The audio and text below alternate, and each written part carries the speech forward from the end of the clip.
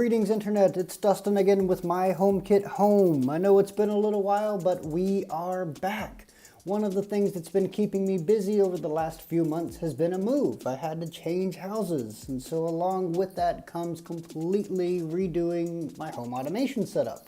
So one of the things I had to do is reset all of my bulbs and switches and outlets and fans and purifiers, and the list goes on and on and on. I did learn quite a bit along that way as well, and I'll be sharing some of that information with you over the next couple of months.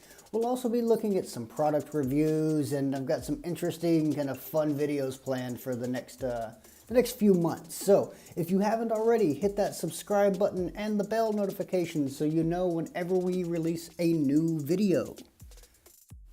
So without further ado, let's get started. Today we'll be looking at how to set up the Incipio Command Kit Smart Outlet with metering. Now, once we jump into the app, we'll notice the first thing right off the bat, there's no iPad specific app. I apologize for that.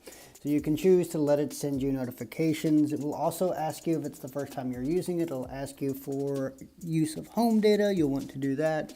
The first menu you'll see, you'll tap that plus button at the top right. It'll ask you for Wi-Fi settings.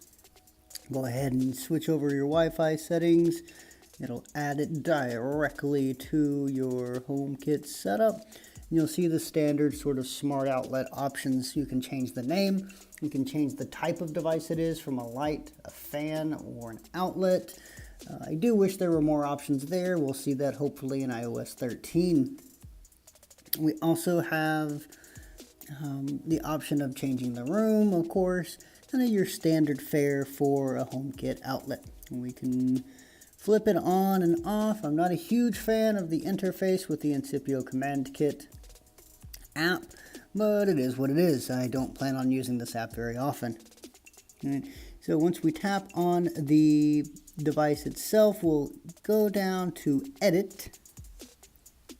And we'll see kind of our basic information about the outlet here, the make, model, type, all of that jazz. We can also edit some of the, of course, some of the features.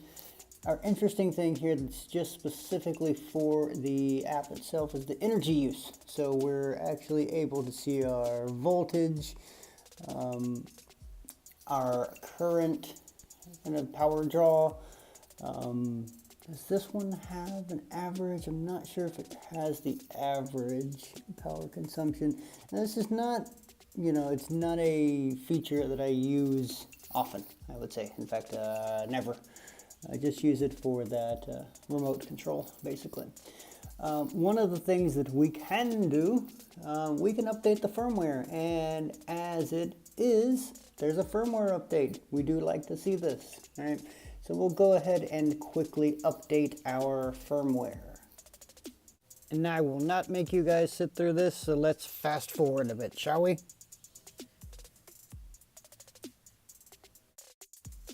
And just like that, we have successfully updated the firmware for our device.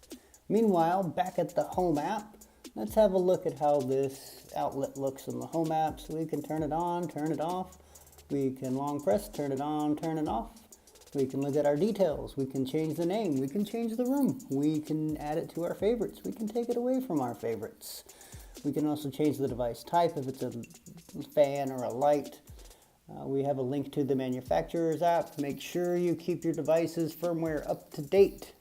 And that's basically it. If you have any questions, leave them down below. Hit that subscribe button and the bell notifications. And until next time, this has been Dustin with my HomeKit Home.